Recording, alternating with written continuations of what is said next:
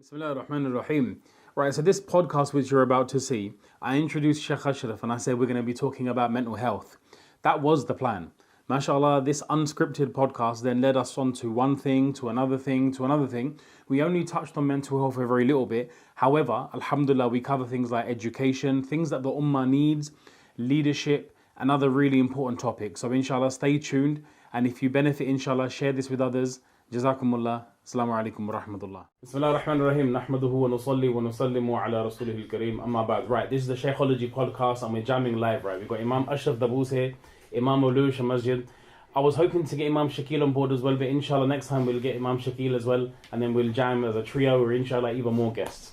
But my guest here today, alhamdulillah, we have a very interesting discussion which we're going to have around mental health and a few questions in relation to that particular field. But rather than me introduce, inshallah, I wanted to ask the Shaykh directly himself, and we'll get cracking on, and hopefully, inshallah, you'll receive some benefit. So as always, inshallah, make dua, and make sure that, inshallah, this also, you can spread this to other people who may benefit. And without further ado, right, Shaykh Ashraf, hope everything's cool, man. I mean, we haven't even had any sort of formal introduction. I thought I'll save it for this. Yeah, I thought just jump in raw, man. There's no point us, longing things out. I thought let's just jam one time. I mean, so I don't really know much about yourself. I mean, I know a little bits and bobs. That obviously you're Imam in Lewisham. Yeah. Alhamdulillah. I mean, I've known of Imam Shakil for a number of years. I've had the privilege of meeting him a couple of times.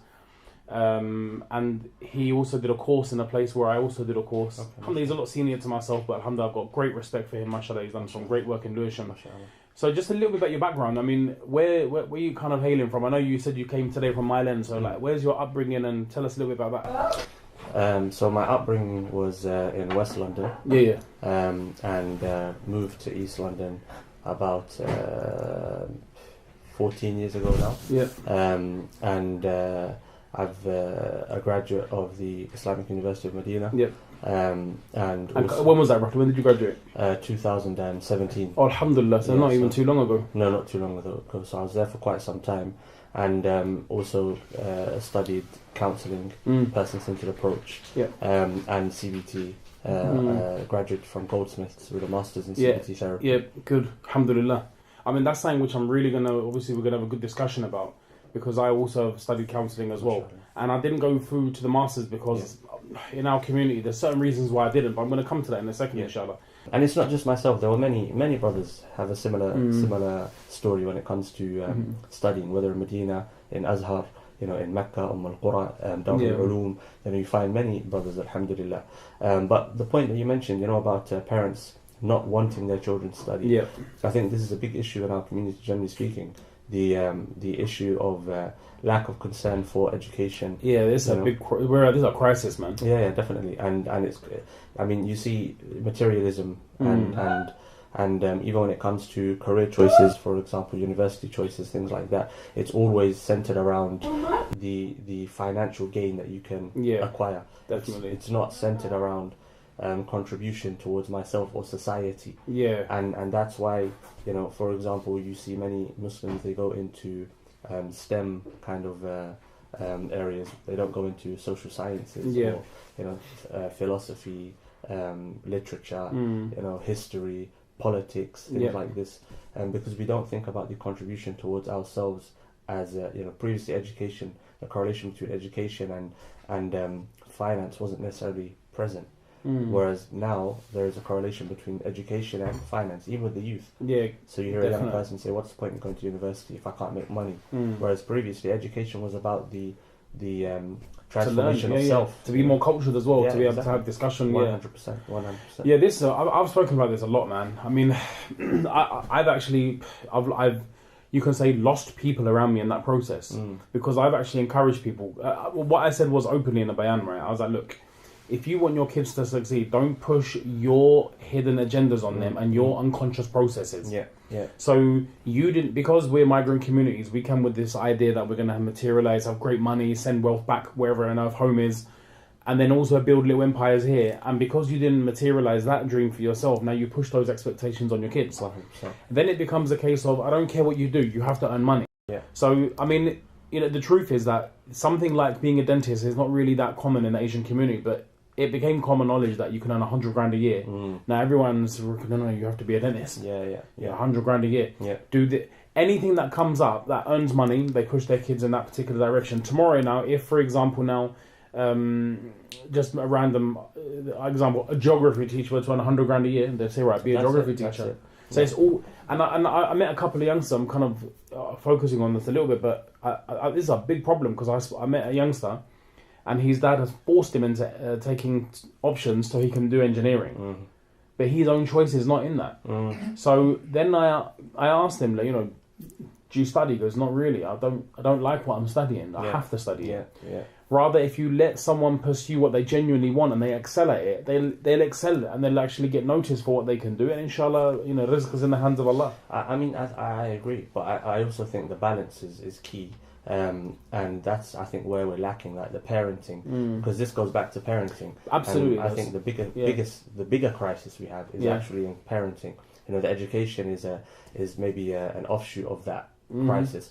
A lack of kind of awareness of how to parent. Parenting skills. Sometimes bringing parenting cultures from an environment where it does work to an environment where it doesn't work. Here a young person has a lot of freedom, intellectual freedom, to kind of think, investigate, speak for themselves, whereas in certain environments they don't have that, and so you can direct them, okay, do this and you'll be successful, whereas here they have so many options. For example, you just turn on the screen and you can see, okay, you can be this, you can be this, you can be this, you can be this, but at home you're being told, no, you're going to be that. And so that can cause problems. But also, I think with young people today, the issue is there's a fear that if you leave them to make their own decisions, they're going to make the wrong decisions. And sometimes it's a valid fear. And so I think you have to tackle that, Yeah, I'll be honest with you, because this is the part which I've also struggled with as well, is that as parents, we need to make, what I thought is that the kind of sweet spot is that parents should definitely be encouraging their kids to study. Yeah. They should be encouraging their kids to do well. They should be encouraged, that reinforcement should come from home with love, affection, and so on. When it comes to, like, for example, now the processes that a person's going through, I'm telling my son to become a doctor. Why? Is it because I genuinely care about medicine and the upliftment of people? Or is it the fact that I can brag and say my son's a doctor? Yeah. Oh, my son earns 100 grand a year. So I agree that children need to be, I don't use the word push because push has got a head word, but they need to be gently encouraged, they need to be nurtured, the tarbiyah needs to be made, and they need to kind of be, navigated towards the correct decisions they can make. Yeah. But at the same time, I think parents also need to be cognizant of their own processes as well, and that goes to parenting, but also internal reflection as well. There needs to be an element of own muhasabah. To know, why am I saying this to my kid? Why am I forcing engineering? Why am I forcing law? Why am I forcing becoming a doctor? Why am I forcing, say, for example, now? Then hopefully, with the balance of that, the parenting as well as that self-reflection, I think some normality will be gained. But then again, the issue arises: do you just leave the youngsters to make decisions by themselves? And I agree with you, absolutely not. They need to be encouraged and pushed and so on. But I mean, this goes back to the point. So, what is education? Previously, education, and I think generally, this was a universal concept. The purpose behind education is to build the complete, human, to the best of that society or the teacher's capacity. So, how do you build the best of man? Is by equipping them with the principles that they need to make the correct decisions that they will come across in situations in their lives. So and if you look at the, correct me if you think I'm wrong, but if you look at the teaching of the Prophet ﷺ, my view currently is that Islam is a very principle-based way of living. And the Prophet ﷺ, his instruction was principle-based. Why? Because principles, you can apply them in different contexts.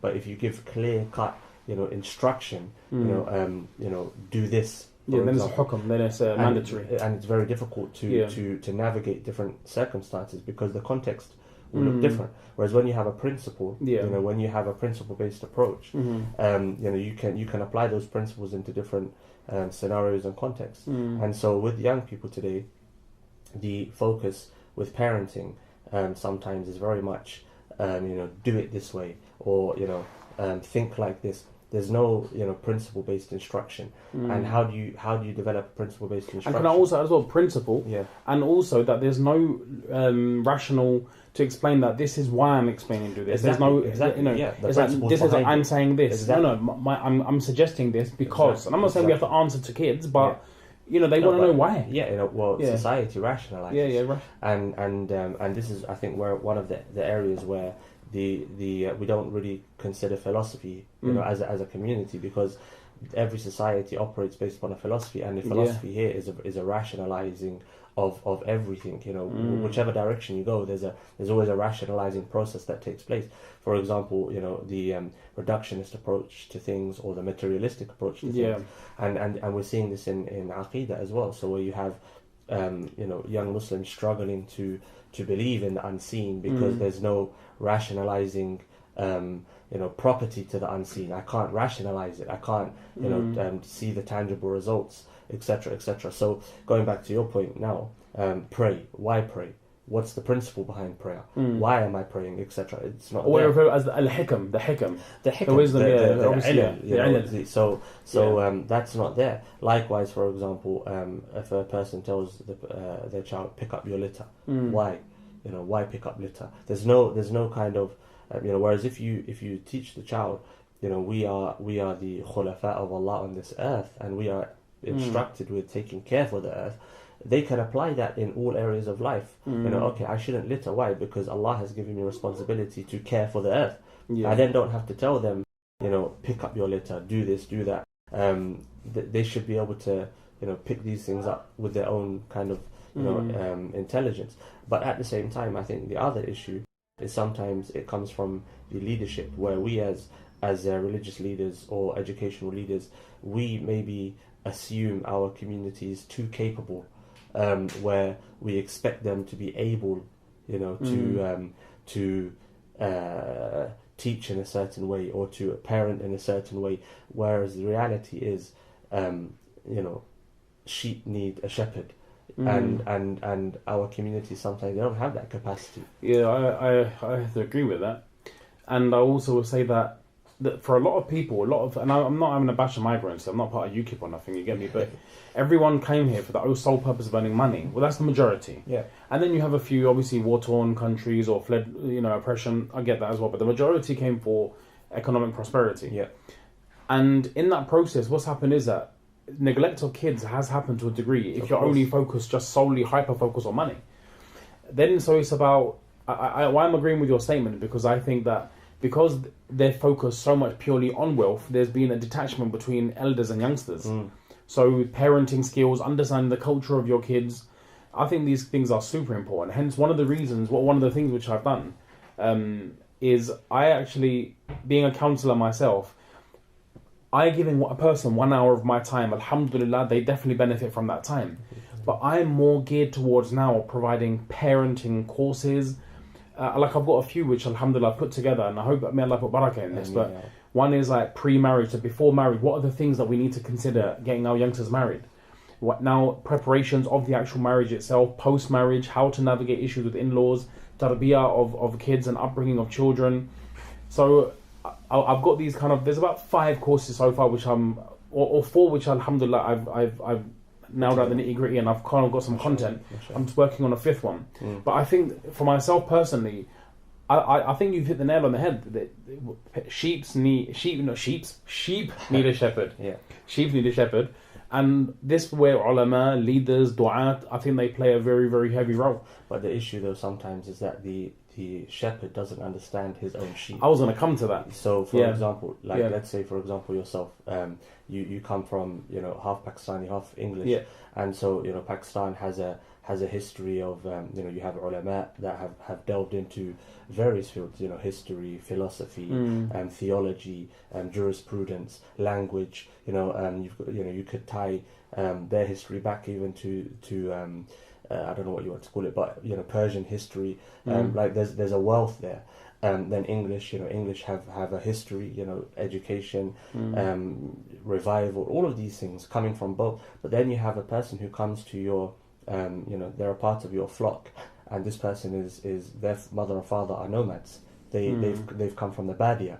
their exposure to knowledge is on a need to know basis. And so you're trying to impart upon this person who comes from a background where they're not used to the educational richness that you may be used to, generational. It's generational. This person is the first one in their family perhaps to be exposed, and then we expect them to understand it to the same capacity.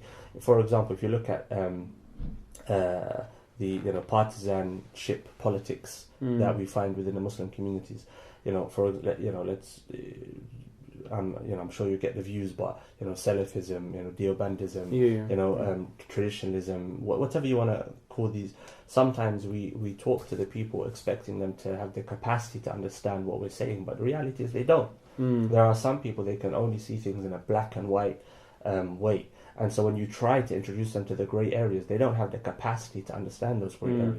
That sounds harsh. No, it's really true. It's a reality. Allah subhanahu wa ta'ala differentiates between the A'rab, the Bedouins, and the people of towns and villages and cities. The Prophet ﷺ, when he dealt with the Sahaba from Quraysh, and he dealt with the Sahaba that came from the nomadic areas, it was a different approach. Umar ibn Khattab, there were some that he would rationalize, and there were some that he was stern. There are certain people that unfortunately they don't, different language for different people. Different strokes for different folks. Exactly. And so sometimes the problem is not the masses, the problem actually goes back to the leadership and a lack of competence in leading. One of the qualities of good leadership is to know how to lead.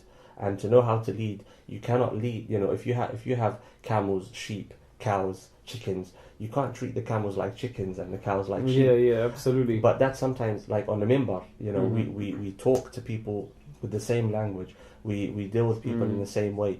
And so even with parenting, I think sometimes. And if I can add, this is a hadith, anzilu nas manazilahum. Exactly. That's actually it's prophetic as well. Come down to people's levels. Come down to people's levels. Exactly. So I spent the last 2 minutes trying to, and the Prophet ﷺ said it, anzilu nas manazilahum, in one sentence. And sometimes the issue is we expect from people too much. That's why we have infrastructure. Why some people, they say, well, what's the point in having green light, amber light, and red light?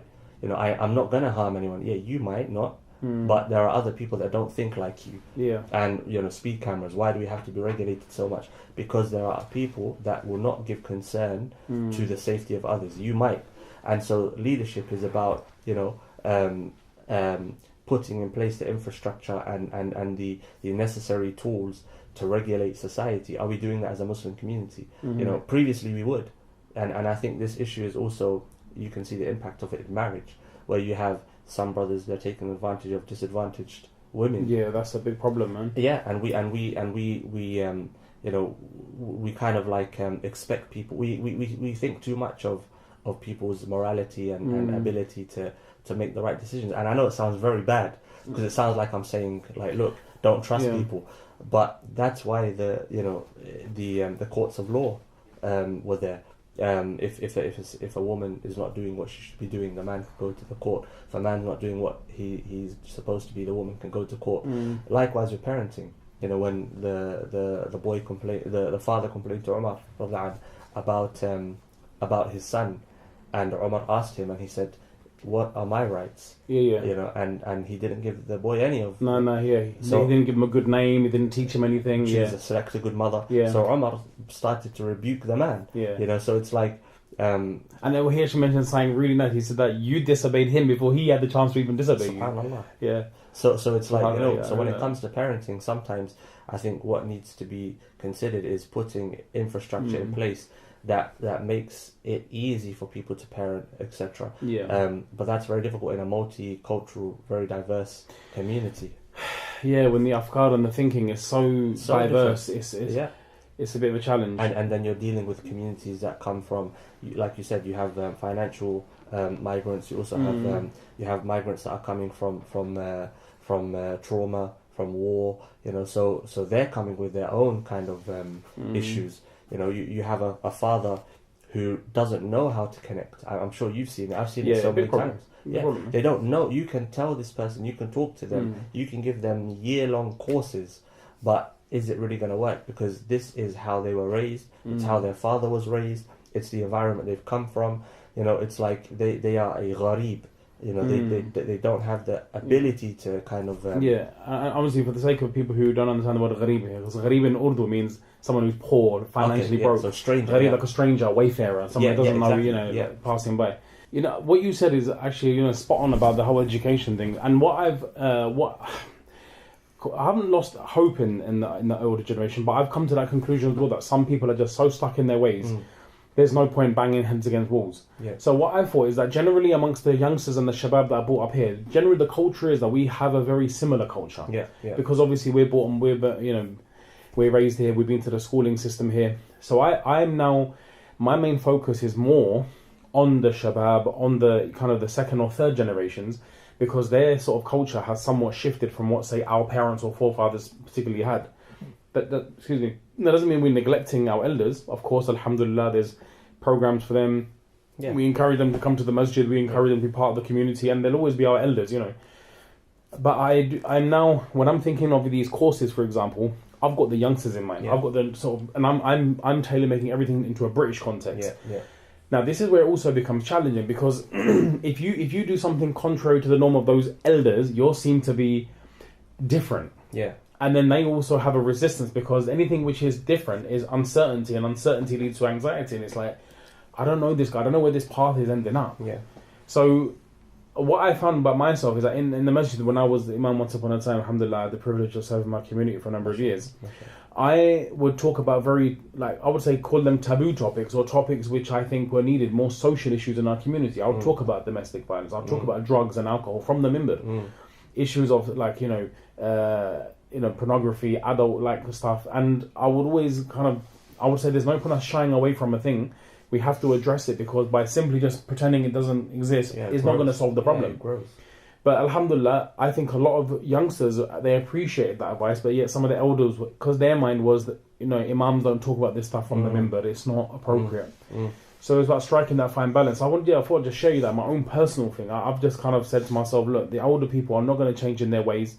They're kind of set as they are. Alhamdulillah, we love them for the sake of Allah.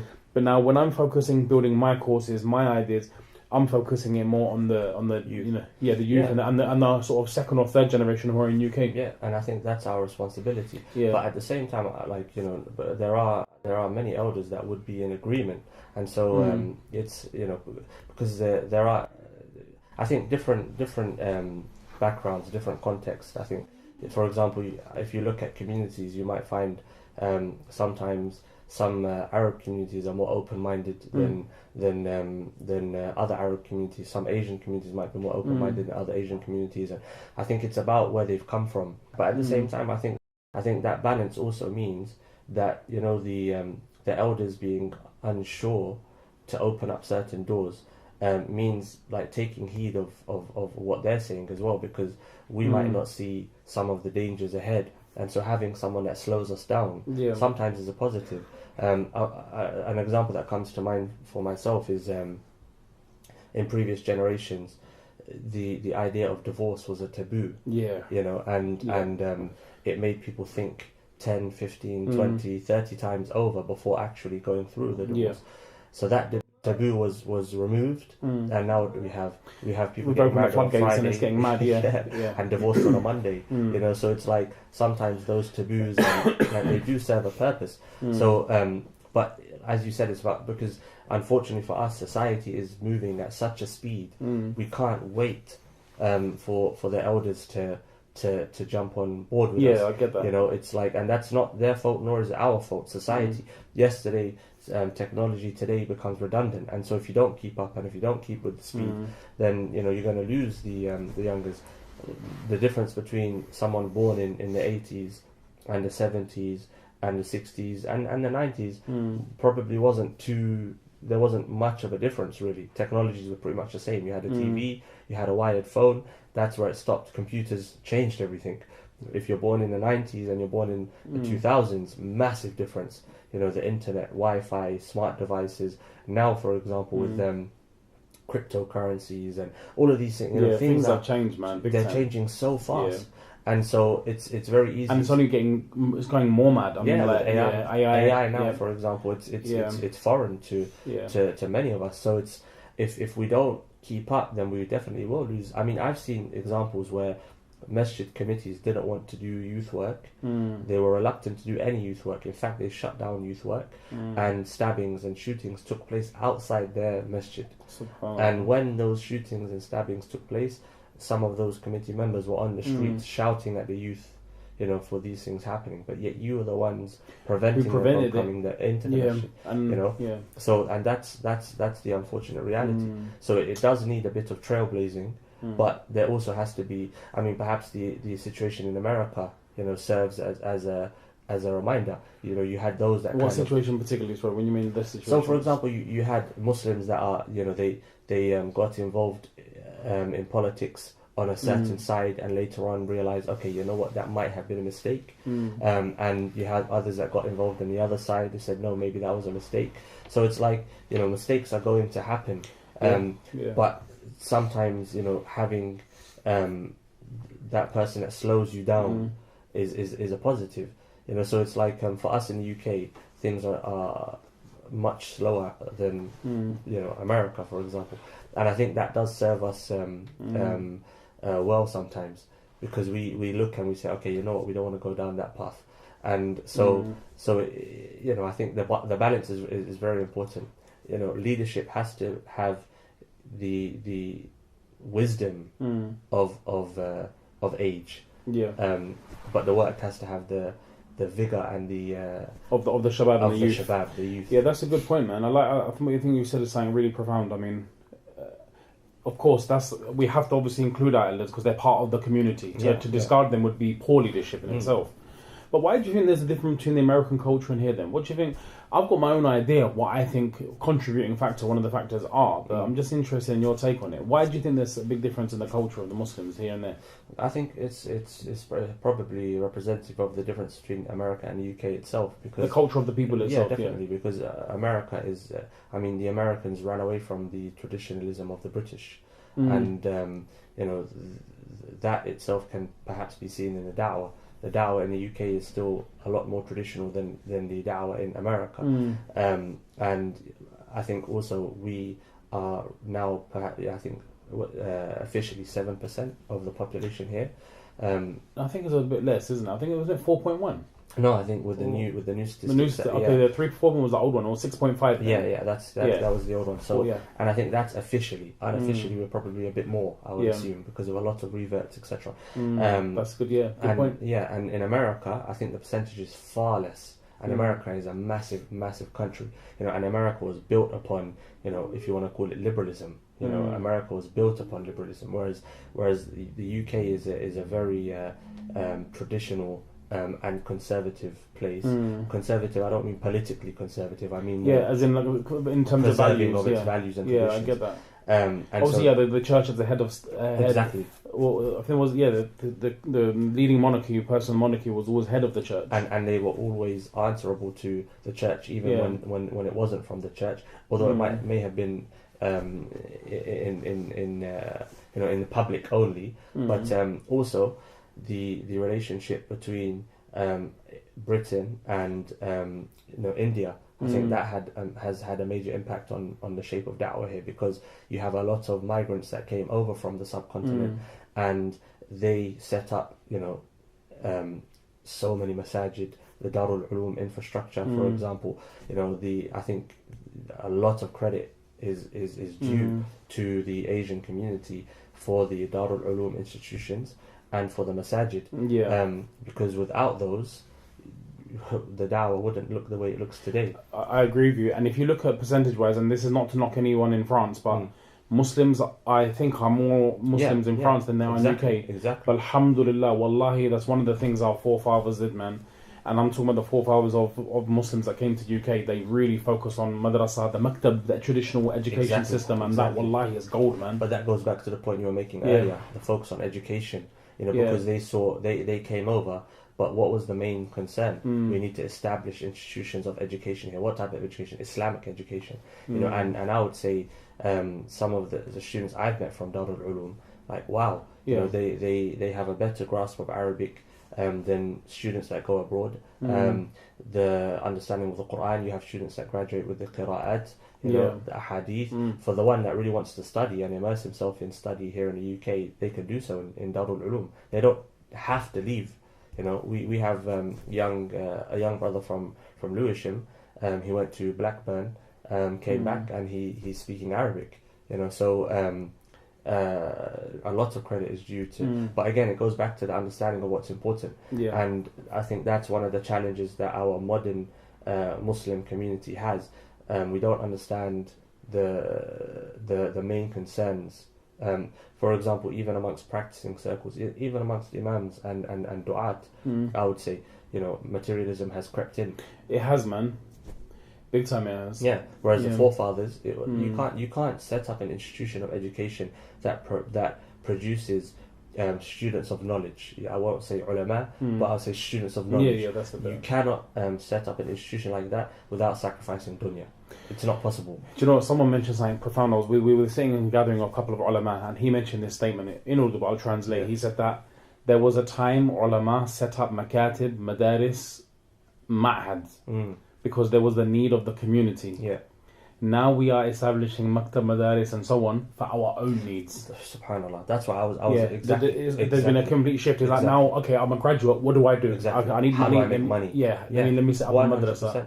And you can apply that to unfortunately you can apply that to Quran institutions, Arabic language institutions, da'wah projects. I have to share this with you. Wallahi, when you mention Quran institutions, I don't want to name and shame, but there was this institution, right? What they were doing was they were getting like, this actually was in Pakistan, right? But one of the teachers happened. This stuff came out here. Long story cut short. I'm not going to mention too much because I'm not here to name and shame. But anyway, what happened? Just on that note, on how people have turned things purely for dunya, they set up an office. Now, obviously, mashallah, they had money. They set up an office, put a load of computer screens there. Now you have some poor qari, or some imam in a masjid who's earning peanuts. So they said to him, "Would you like to come and teach as a supplementary income?" They thought, "Wow, this is great." In the clause in the contract, if you try and steal one of our clients, astaghfirullah al-azim, if you try and steal one of our clients, your wife is issued 3 talaqs automatically. Wow. I mean, can you imagine how absurd that is? So can you imagine how detrimental the talaq is? Because you don't want to lose out on a bob or two, you actually want to put a clause like that to say if you try and contact our student outside for your own thing, I agree to this shart that my wife is mughallal, she becomes haram on me. Like, what the heck is that? And that's not the only player. I've seen other that one really took the mick. Yeah, no, I mean that really took the mick. I mean that you're really going low now, and you're deliberately going to those quote unquote poor mashayikh and ulama, imams of masjid, and said, look, come on, bismillah, here's the income. But it goes back to the principles. To the principles. What's the purpose of knowledge? Knowledge is to rectify the soul, tazkiyatul nafs and tarbiyatul aql. So like rectification of the soul and nurturing of the mind. And so a person that's received real education is going to say to himself, I cannot do something like that, even if it, leave the validity and invalidity to the side. I'm not going to attempt to do something like that. Why? Because my education won't allow me. My principles won't allow me. Apply that to marriage, where you have a man going to a disadvantaged family somewhere in the world, marrying their daughter, and sending them money every now and again and saying it's halal nikah. What type of nikah is that? You're taking advantage of a disadvantaged family. They're not going to marry their daughter to you if they weren't in a state of poverty. So you're taking advantage. So the same thing. It's a materialism. Lack of real education, where you have now students of knowledge that have mastered Arabic, perhaps mastered the Quran, but they haven't mastered the nafs. And so the tarbiyah side of the things. Tarbiyah. Whereas you look at the ulama of the past, the ulama that set up great institutions like Darul Ulum, the Islamic University of Medina, Mecca, Azhar, places like this, where the ulama, the books tell us you cannot join between knowledge and dunya. One or the other is going to have to what's the word? You're gonna have to give way to exactly. And here in the West, we're giving away to knowledge because we're chasing the dunya, because maybe the system forces us to. But at the same time, sometimes it's the lack of willing to live a certain way, to sacrifice for the sake of the community. I mean, the wives have a part to play in that as well, because you might have a student of knowledge that is willing to sacrifice, but the wife isn't. You know, so it's the community. You know, it's our understanding, and I mean, apply it across the board. So you have wealthy Muslims in the UK, and you have impoverished Muslims. A friend of mine went to Bangladesh after the recent floodings last year. Yeah. And I spoke to him and I said, "Oh, I would like to send some money." At the time, I didn't have much. I said, "But I don't have much." He said, £3 will feed an entire family for 1 week. And I was thinking, £3 for an entire week? He said, that's enough for us to buy food for an entire family for 1 week. And then think about it here. You know, you have brothers that are, you know, I was saying to a brother, like, £1,000 watch is expensive. He said, £1,000. I said, brothers are buying watches for £10,000. Yeah. And I was like, wow. You know, like, if you buy one watch and you wear it for the rest of your life, I can understand the concept of an investment piece. But when, you know, brothers are buying multiple watches, you know, trainers and shoes, hundreds of pounds, you know, jackets and clothes, hundreds of pounds. And it's for style. It's not, you know, our fathers, for example, maybe they purchased a pair of shoes, a few £100 for the function. You know, they those shoes lasted, you know, for years. Whereas now it's style. It's, you know, keeping up with the Joneses. Yeah, don't forget your portion of the dunya. It's like, exactly like you said, keeping up with the Jones kind of thing. So it's like materialism has crept in, and then you have du'at that are, you know, we fall into it as well because we've been conditioned. You know, desires in the West have been commodified, and so if your desires are not alive, businesses will go out of business. You know, I need you to be desirous in order to make money. You know, it's designed impoverished mentality where your phone is not good enough, your clothing is not good enough, your car is not good enough. You can always upgrade. But if we were to stop that and we were to actually start spending our money on institutions, poor Muslims around the world, poor Muslims in the UK, poor non-Muslims in the UK, what would happen? You know, it would completely change the way the world looks. But, you know, for us as Muslims, we don't have that kind of, you know, collective mindset. My money is my money. You're not having any of it. You know, I don't want to share. I don't want to contribute as a community. Whereas if you look at our fathers, etc., the fathers you're talking about, they you know, contributed to the masajid, they contributed to the madaris, they contributed to sometimes the pay of the imams, things like this. So it's a mindset, you know. It's been said, I think Shaykh Zahir Mahmood, he said, we're willing to pay thousands for a minaret and peanuts for an imam. So he said, don't complain when you get a monkey. Yeah, that's I heard him say that once. Yeah. It's he's spitting pure blatant facts, man. And that's the truth, isn't it? It's raw to hear, but it's the reality. It's the reality. So it starts, you know... Like, how did they take another... They basically, one guy, right, he did like a food invitation for loads of people in the morning. And he called like ulama and other people, particular people. Anyway, so what happened? This is a committee member, so one guy of a committee. He called the imam of the masjid, but also some notable speakers, you get me, who were happening to be in their local area. But that imam, he was struggling financially. He said to the committee members that, look, I don't want to leave this job because of the great fulfillment I get of giving back to the community, but wallahi, I'm struggling. Is it possible maybe we can... I'm not asking for loads of money. I'm saying, can you maybe just cover this so I can, you know, I don't have to look for a secondary or tertiary income outside of my job, so I can stay focused. Anyway, it just so happened that the breakfast invitation they made, right, or the food that they provided was the amount of money which they spent. The guy was saying, the imam said, all I'm asking for is, you know, the amount you're spending here, just a fraction of that. But then the guy, basically, the committee member, he started berating the imam, saying to the guest speaker, Sheikh, tell our imam sahab, make sabr. He's asking for a pay rise. And then he said, all I'm asking for is just, you know how much you spent on breakfast? Because you know, just give me a portion of that, and then I won't need to look outside of my job. And rather the committee member wants to give him a lesson on sabr. No, tell him to make sabr, tell him to make shukr, qana'a. Like this happened in London, not to mention where. One of the imams, he was really struggling because he just was a newlywed, right? And mashallah, he got married in quite a late age, about 28, 29. I don't want to mention too many, these are just in case, you know what I mean?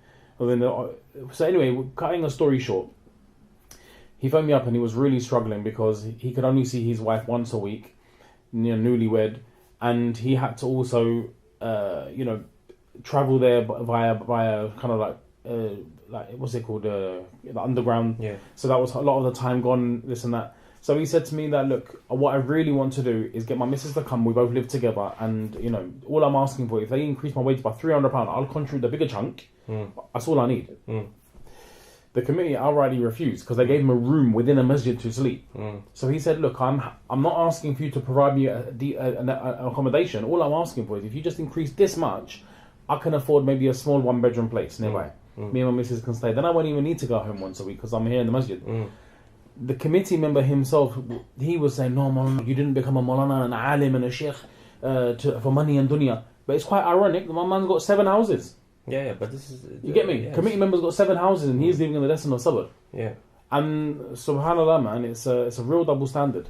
Yeah, it goes frustrating to talk about this, but it's the truth. It goes back to the lack of, like we said, education, the lack of appreciation. Appreciation, definitely. And understanding of what education actually is. Yeah. If you understand what education is and you appreciate education, then you will appreciate the educators. And also you'll look, like many masajid, they don't want to hire someone who, for example, you can have a person who's qualified as a counsellor, therapist, educator, or whatever else they need in this modern society, but they would rather bring someone that can simply lead salah, maybe can't speak the language, and pay him a minimal amount. Why? Because the understanding of what the masjid is, the importance of education, the value of it's not there. And it goes back to a lack of competency in leadership. I mean, sometimes you have those that are leading and they shouldn't be leading at all. I wouldn't try to lead or to become a CEO of a company if I don't understand the arena that the company is working in. But when you go to a masajid, you have individuals that have no understanding of deen, let alone dunya, and they don't have understanding of dunya. So put the two together, and it's a problem waiting to happen. Yeah, it's a very negative combination of things. Yeah. But I think, as you mentioned, focusing on the next generation or the current generation, things are changing. They are, alhamdulillah. I think things are. I think people are becoming. There's a bit of a more of a renaissance is not the right word, but a bit more of a consciousness of the deen. Yeah, because 100%. And that may be stem from not inferiority complex, but an identity complex. Yeah. Who am I? What am I? And then the truth is that I think this is the make or break thing for a lot of shabab, right? Alhamdulillah, if you've had a good experience in madrasa, you've had those good experiences and attachments with deen. A part of your attachment, it has been a positive, mashallah, going there. You've had a sense of, call it peace, sukoon, whatever you want to call it. When you are in hard times, when you are in down times, you'll actually remember those good times. 100%. And that would be a catalyst for you to go back because of the, alhamdulillah, your fond memories of it. Yeah. But if people associate and have negative images or views of the masjid, aliyadu billah, was a place where I got shouted at. God forbid if someone ever got hit. I mean, alhamdulillah, it doesn't happen to my knowledge, but nevertheless, we have heard of stories. Then that would be the negative association someone builds up. So what my thing is, I think I'm going off on a bit of a tangent, is this point that if the educators can provide a good environment, and this is one of the things that wallahi keeps me teaching young kids, because I feel that, and my contribution to my community is this, that I can't make this big renaissance and change. But what we can do is if we can educate those young children and impress their minds, they have a positive attachment to deen. Alhamdulillah, they will, if Allah forbid they go off on a wrong track, they will come back inshallah. Because nothing can replace deen. Yeah. Nothing can replace 100%. And from an individual perspective, but also from a collective perspective, I read a very good book, I forget the author now, but the topic of the book was basically, he was discussing how the likes of Imam al-Ghazali rahimahullah contributed towards the generation of Salahuddin Ayyubi. And he, his point was Salahuddin Ayyubi wasn't plucked from a tree. There was a community that planted the seed and nurtured the tree as it grew, and he was the fruit. And so if we focus on the education today, it's going to have an impact on individuals, but it's also going to have an impact, for example, the situation in Palestine is currently taking place. Yeah, Allah make it easy. I mean, but you have like individuals that are upset, want to do something, etc. But we also have to realize that change it's long term. It's a long, gradual process, exactly. And it's istiqamah. You have to be willing to make those sacrifices as well. Exactly. And when push comes to shove, what am I giving preference to? Exactly. And so now I'm a wealthy Muslim, or I'm a person who has some association to the masjid. What impact can I have that will affect Palestine, that will affect the situations of the ummah? The impact I can have is by understanding the value of a person who can focus and dedicate their time to nurturing and educating the community. And so I need to make sure the environment is there for that person to do so. No teacher can teach properly except for very few.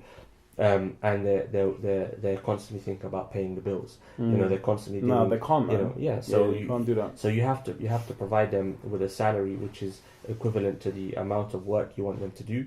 You have to provide them with the education so that they can actually educate. You have to provide them with the tools necessary for them to do their job. But if you're just getting someone to teach your children who hasn't actually had a proper education in Islam and in education themselves, then you're not going to get a positive result. It's like in any field, you have to have the look at the NHS. What's happening to the NHS? Why are nurses and doctors and fed up with the NHS? Because they're not being paid. The same can be. And by the way, a consultant's wage starts at 90 grand or something. 95 grand. Yeah. And then if you're London waiting, I mean, one of my friends, he told me 120 grand is a normal consultant's wage. That's serious dough, man. I mean, a CBT therapist starting salary is roughly £48,000 a year. So let's start with that. For example, if you're receiving £48,000 a year, that's a reasonable amount. I mean, you should be able to focus on your job. 100%, man. Amount. Yeah, of course. But if you look at our masajid, there are cases where the masajid want to pay imams £14,000 a year. You're definitely not expecting that imam to do anything other than some salawat, and that impacts the society. And of course, it's not, because people. I do agree with the idea that you didn't get into the role of imama and teaching for the sake of dunya. Yes, but in order to have deen, you have to have dunya underneath it. You can't sit without a chair, and your dunya is your chair. You have to have something to feed your family and to look after your own kind of needs so that you can focus. And so the community need to understand this. The development of our teachers, our imams, our educators, for example, counselling, therapy, these things are positive, educational management, all of these things. I think that the issue goes back to lack of competency of leadership. If the leaders are not fit, then the community is going to suffer. I agree with that, and that's what we're dealing with. What would your advice be to a young shabab who want to study the deen? Would you also advise them to get some sort of qualification on the side? What would you so they can basically manage the sort of the wealth and the money sort of side of things as well? What would your advice be to them? I mean, I think maybe I'm not the best person to ask because like myself, I struggle with that question. Should a young person who goes to study the deen focus on other things, or because in order to successfully kind of study, you do need to have a clear mind where you're focusing only on your studies, but at the same time you also have to think about your future. So I think there's an element sometimes of tawakkul, where it's like Allah will take care of it. Yeah, but that's tawakkul. It's not tawakkul. So I think it's very difficult, but ultimately you need individuals that do have maybe borderline tawakkul, where it's like, I'm doing this for Allah. Allah will take care of my affairs. But I think it's more a community question. What do communities need to do to cater to young people that are going abroad to study? Because for many families today, if their bright young son or daughter comes home and says, I want to study the deen, they're gonna, perhaps find within themselves the attitude that that's a waste of your intelligence. I've heard that many times. Exactly, it's not going to pay the bills and so on and so forth. That has to change. Previously the brightest of minds were the minds that were dedicated to the study of the deen. In fact, the ulama, many cases, the Salaf would test their students to see if they had the intellectual capacity and the emotional capacity to study. They wouldn't teach just anyone. They would be the elite of society, exactly. And that's how it's, and now, sadly, because of the free stipends you get and the free education, sadly, I mean, the case in Pakistan is such, and most of the case of in wider Asia as well, is that they generally attract those people who, in terms of financial ability, are at the lowest of the low. It's a sad reality, but it's the truth, man. Yeah, and so that's going to have an impact on the end result, the output, on the religion Yeah. of the community. Yeah. If you have individuals that you know they're not bright or they're not the brightest studying the deen, then they're not going to give a very bright contribution towards society. Yeah. And these conversations sometimes might sound harsh, but the reality is Allah has created some people with intelligence and others with a lack of intelligence. Just as Allah has created some people with physical strength and others with a lack of. I agree with you. If I'm looking to employ someone to build a house, I'm going to look for people that have the physical strength necessary to build that house. Likewise, if I'm looking for people to build the deen in my society, I'm going to look for people that have the strength necessary to build the deen. And it trickles down into the masajid, into the institutions of education. Sometimes this black and white mentality that we see amongst certain groups, it comes from this. They're not very bright. Some people are not bright enough to see the They haven't got the mental capacity to be able to even hold such. There's no. I don't think there's any harm in mentioning some people are not bright enough to see the grey areas. Some people don't have the ability to drive. Allah creates us in different ways. Yeah. We don't all have to be intelligent to get to Jannah. Yeah, absolutely. We have to use what we have. And obeying Allah, that's what will get us to exactly. Jannah. And so the scholars and the teachers and the educators have to think about these things. If I have a student who cannot see past black and white, what's that going to do when I put him into his community? And if we don't think about these things, we're going to continue to have the problems that we have. It's like where you have the issues of marriage, where it's a textbook application. The conditions for marriage are there, so on and so forth. Therefore, it's halal. What about the ethical, components of marriage, relationship? How many marriage problems they stem from a brother saying, "Well, I give her her rights; she's not giving me my rights," or the woman saying, like a transaction business. Exactly. Yeah, you do this, I do that. Where's Like a tit for tat response, and that does not how marriages work. Exactly. Where's the ethical like the prophetic ethical framework, for example? There's a question that I've used an answer for various questions, which is, would the Prophet ﷺ do it? Anyone who has an issue and they ask themselves this question will generally kind of find the answer. For example, there are some individuals that are studied and that have studied and they learn it. They might say, well, you can cheat the system. You can lie about this or that because they're kuffar. Would the Prophet ﷺ do that? No.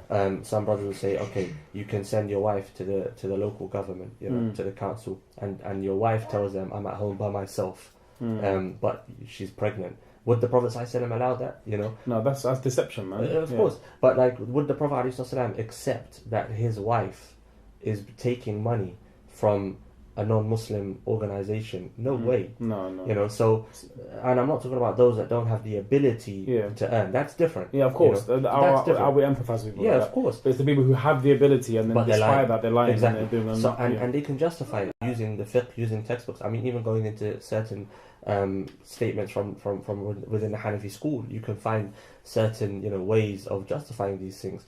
But if you ask yourself the question, would the Prophet ﷺ do this? No way. Why? Because it goes against the principles of Islamic application. Likewise in marriage. Would the Prophet ﷺ take advantage of a disadvantaged lady in an impoverished society? No, he wouldn't. No. His marriages were done for communal kind of agreed.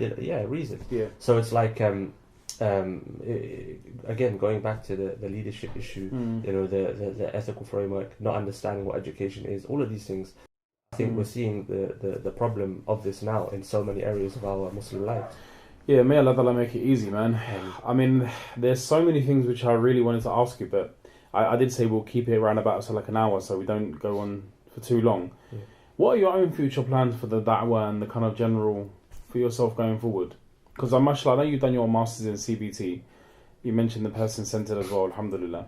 But where do you see yourself in the future with your work and da'wah and stuff like that? I mean, it's a good question. I'm not the best of planners, when it comes to planning ahead. So, ufawwid amri ila Allah. Yeah. You know, and there's the dua that we say, hopefully in the mornings and the evenings. Sometimes I lack in it myself, but we should be saying anyway.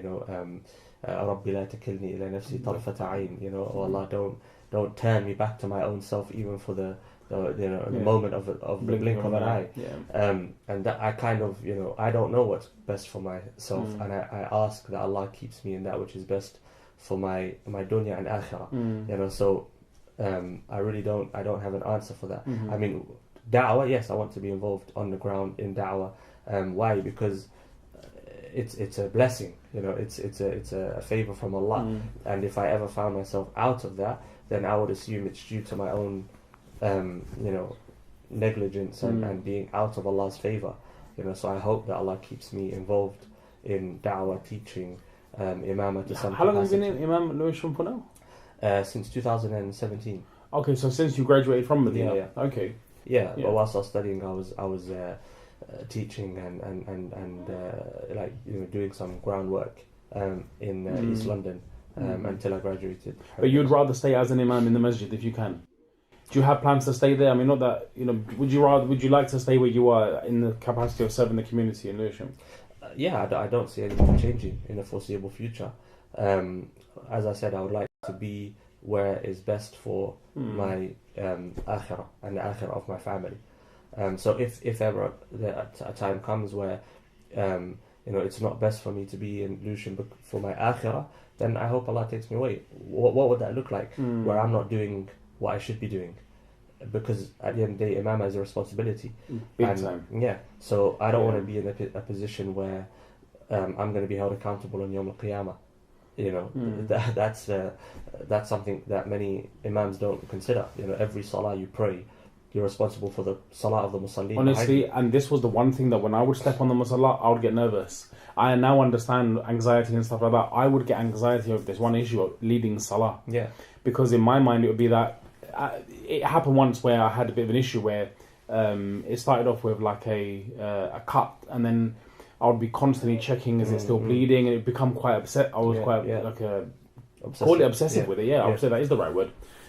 And then that then led on to me constantly worrying about wudu. And then I did once, subhanallah, I led a salah, and I hadn't realised that I didn't have wudu, and that triggered from there on this constant thought of me reading. When I was reading, I'd be thinking, have I got wudu? Did I make wudu? What time did I make wudu? And why? Because the responsibility, I've got all this congregation on my shoulders. Yeah.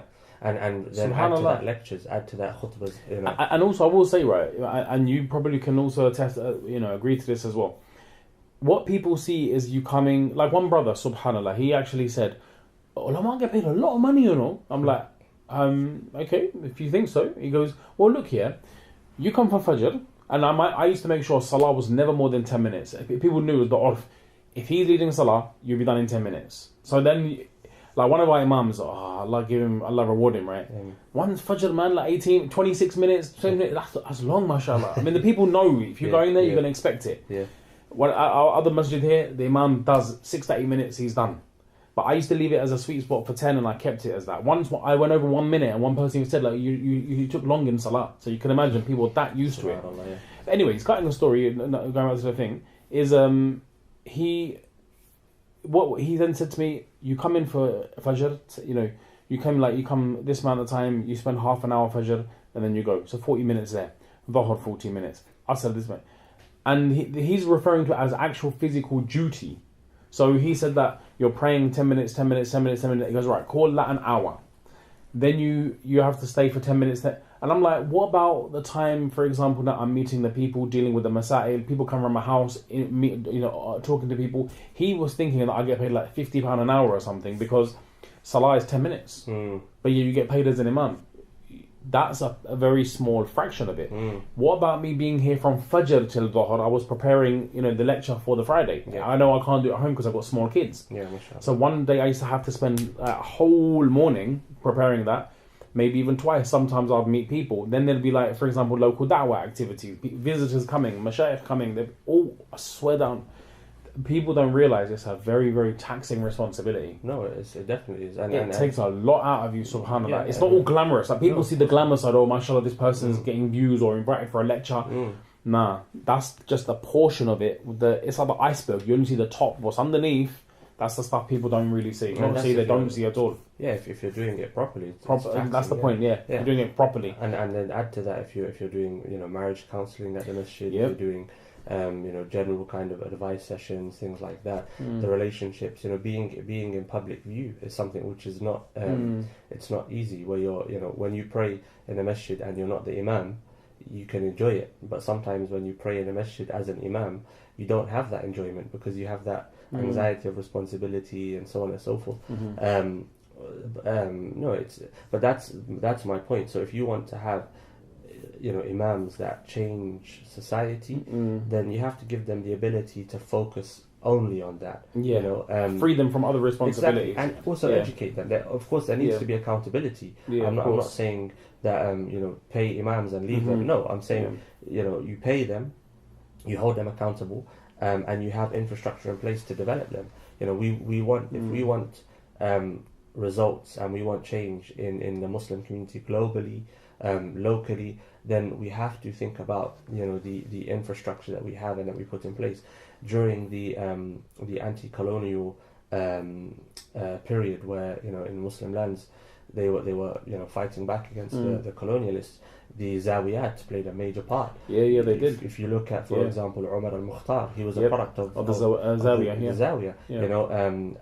Al-Khattabi, Abdul Karim al-Khattabi, Hassan al-Banna, all of these individuals, there was an infrastructure in place, a spiritual infrastructure of accountability, perhaps, but there was focus on the education, on the development, and so on and so forth. And so, as a community, we have to put that infrastructure in place. And then we'll see the results. There are certain parts of London, within one area, there are probably 10 masajid, but yet you will find in those areas high drug dealing rates, high drug use rates, prostitution, unfortunately, sadly, high rates of gun crime, knife crime. I mean, the acid attacks that were taking place a few years ago in London, a lot of them were taking place in Muslim areas where there are a lot of masajid. Why? Because the masajid are not doing their jobs. I've been to masajid when I'm not leading Jum'ah, and the khutbah is irrelevant to the people. I went to one Jum'ah, and the khutbah was about the Blackstone, and you yes, it's interesting. It's nice to hear. But that for a seerah study.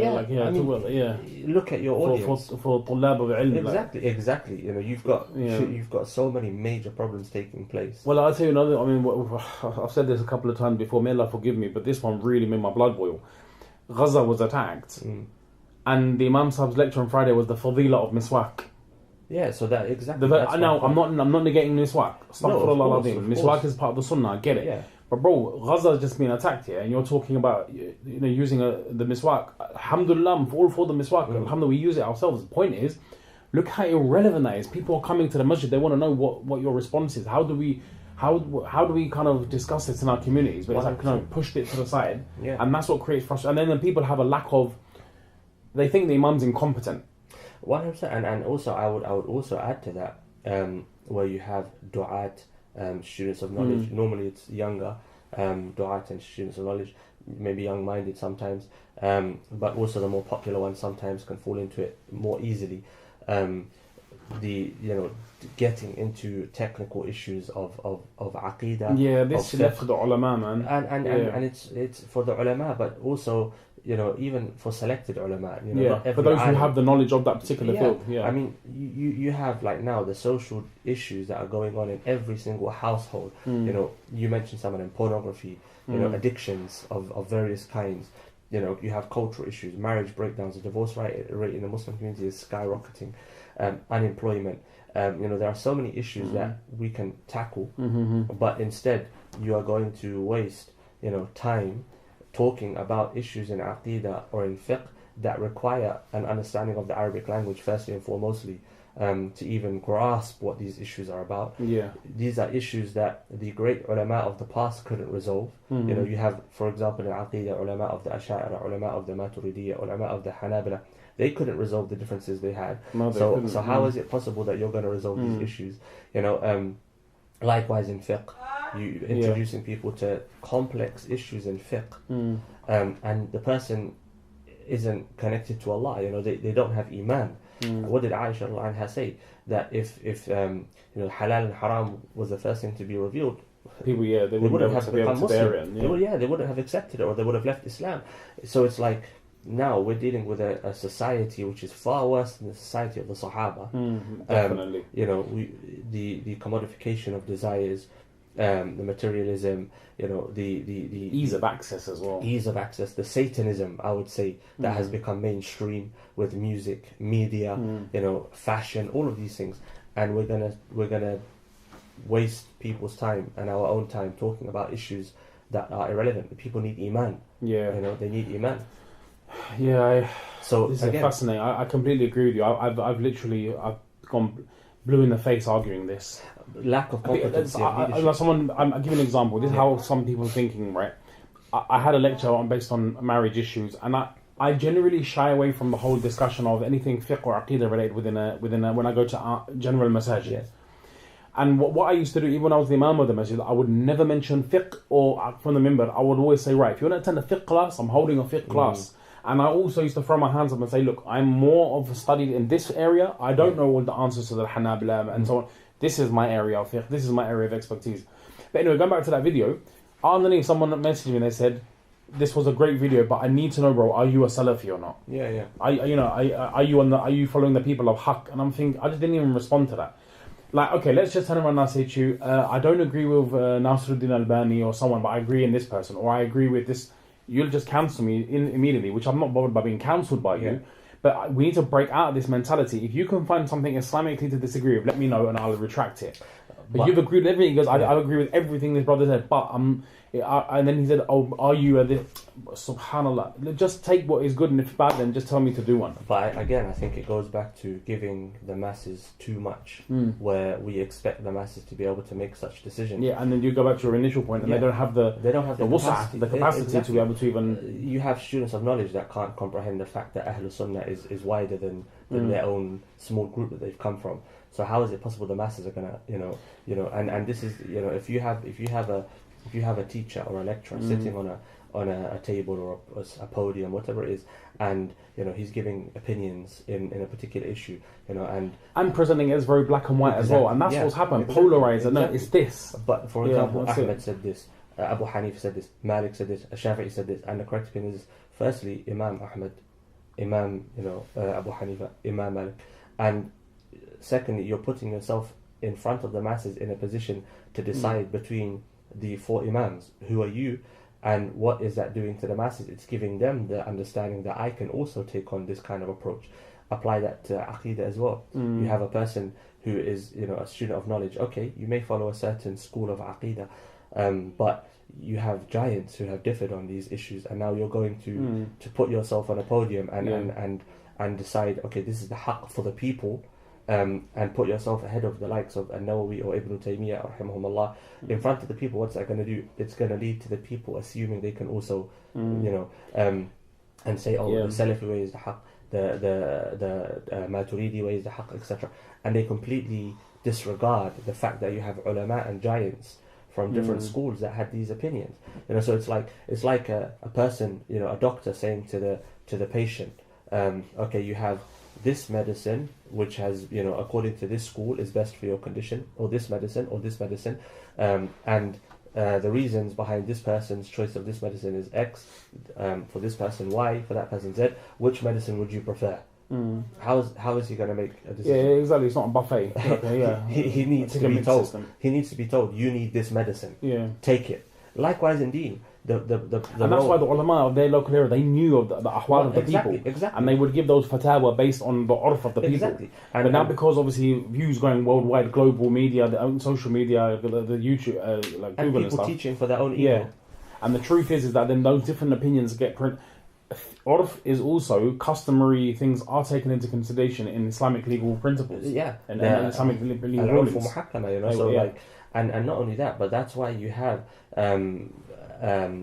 the ulama, the muftis of the past were very strict in making sure that all of the fatawa in a land were based upon one school.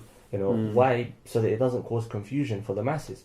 And they need to very know the nafs of the people as well. Exactly. What is that saying? Who is it attributed to? مَنْ لَمْ يَعْرِفْ أَهْلَ زَمَانِهِ فَهُوَ جَاهِلٌ. Subhanallah. If you don't know the people of your era, then that means you're ignorant. You are an ignorant person. And isn't that a condition of fatwa? Absolutely. Like, ma'rifatu hal al-mustafti. Yeah. To know the condition of the person one who's asking. Yeah, absolutely. And so now, for example, like, let's say I give a big talk on aqidah, on fiqh, and I have in the masjid those that have the capacity to grasp, the intricacies and the grey areas, and those that can only see things in black and white. And I might have inquisitive minds. I send people home with more questions than answers, and I can probably cause more damage than I am then good. Yeah, good. Absolutely. Whereas the teacher, the murabbi, he's thinking more about how can I build, rather than show my intellectual prowess. Yeah, I hear that. And this is what's happening. Again, the lack of competency of leadership. So rather than building iman, rather than talking about the topics that are necessary, rather than tackling, the issues of our time, you're teaching them and you're introducing them to subjects that are absolutely irrelevant to them. And you're creating more confusion. Confusion. And sometimes even where there's now ikhtilaf, hearts are disunited. Exactly. People are looking at others as deviants. Exactly. And then you have these individuals going online and they're backbiting ulama and they're talking online, and who's gonna have the responsibility of that on Yawm al-Qiyamah? Yeah, that's what I'm afraid of, honestly. Wallahi, it's not even a joke. Slandering, bang, these are serious things, man. Yeah. So people don't realise that one kalima, one statement can throw you far from to east and west, mate. Exactly, and so it goes back to the the lack of competency of leadership, the lack of a principle-based approach. Yeah. Whereas for example, the ulama of the past, they had this approach. Like look at Darul Ulum. So when I speak to students of Darul Ulum, I've noticed that they're very reluctant to kind of like take on new approaches, and that tells me that the culture was embedded, within them as students, and that's a positive. Why don't you see Darul Ulum graduates coming out with these outrageous statements online? Because of the tarbiyah. Sometimes it's problematic because there's a lack of willingness to to do new things when they need to be done. But the that as well, but the tarbiyah is there. Conforming, taking guidance from elders. Exactly. Yeah, that's very there. That's praiseworthy, man. Definitely. Yeah. So that's come from the ulama of the past thinking about the future. Whereas today, for example, you have a student that comes from Islamic University of Medina and they've classified themselves as Shaykhul Islam. And same can be said about Mecca, about Azhar. You have a lot of good coming from those places as well. I'm not saying, but it's just talking about this point, where not taking into consideration the community, and it goes back to a lack of competency of leadership. Who's teaching those people? And you mentioned the point earlier where a person previously would teach for the community, but now they're teaching for their self, for their own individual needs. And sometimes this happens without financial gain. Why? Social media. Now people are catering to the audience because they want the views and the likes, rather than and who controls the audience? The algorithms control the audience. Who controls the algorithms? I don't know. So what happens? Your da'wah becomes directed by the algorithms, and you need to follow the algorithms or the patterns in order to be. I put a video up, a small clip, and this is going to sound like a strange video to put. Something about innovation. So is it innovation to pray in the dark? Because Imam al-Ghazali spoke about it, and so on and so forth. The views that I got in a few hours, I didn't get anything like that before, and it's not. I don't get many views, but the point is the algorithms. It's potentially divisive material, and so you have to keep a strong eye on your nafs not to deviate. Then but then that's the thing. Needs to happen. So because if you start doing it for wrong intents and purposes, then the community's gone, and there's no benefit in that. You're leading a community away from what the community actually need. If doctors couldn't tell, like if a doctor had to consider your feelings and what you feel and think when they were giving you a diagnosis, no one would be told that they're sick. When you go to the doctor can't think about how you feel about what he's going to say to you. He has to tell you, you have this sickness. You need to stop doing this and you need to start doing that. That's the role of the teacher and the imam. Yeah, I agree. The imam's role is not to make people feel good. The imam's role is to tell them, you need to stop this for the sake of your akhirah. But if I start having to consider what people like in order to give them content, then no one's gonna be fixed. I'm gonna end up destroying myself and destroying others. And the ulama spoke about it in the past. Alimun lil-nas, alimun lillah wa alimun lil-dunya wa alimun lil-nas, and you become an alim lil-nas, digital nas, digital people. So it's like all of these issues, they go back to the competency of leadership. Like I think, it's a really fascinating point, man. And honestly, this has been a really wonderful discussion. I was saying initially we'll do it to an hour. We're going to the hour and a half mark. But inshallah, I hope to think that we can meet again, because it's been a really wonderful discussion, man. There's many great points that we've spoken about. I cannot disagree with you on. There's no disagreements I've had in anything you've said. Education, leadership, these things are absolutely key to develop Muslims going forward. I think, inshallah. 100%. May Allah Ta'ala make it easy for us, and may Allah reward you for taking our time for coming down. And then I look forward, obviously, to us meeting again, and hopefully, inshallah, we can. Hopefully more sooner rather than later. Inshallah. So obviously, I'd like to just finish off on this point, and if brothers have or sister, any viewers have benefited, make dua, mashallah, for Imam Ashraf and also the masjid where he's serving, and not only that, but for the wider community. Ahwal being faced towards Muslims at this moment, make dua for them as well. And inshallah, take some of the points that have been mentioned: education, leadership, developing yourself, tazkiyah. These are really important points. I can't stress this enough. Share this with someone who you think that may benefit, inshallah. As always, if there's anyone that wants to get in touch with anything, you can message me, email me, inshallah, and we'd like to respond to your comments, make dua. And until next time, assalamu alaikum wa rahmatullahi ta'ala wa barakatuh.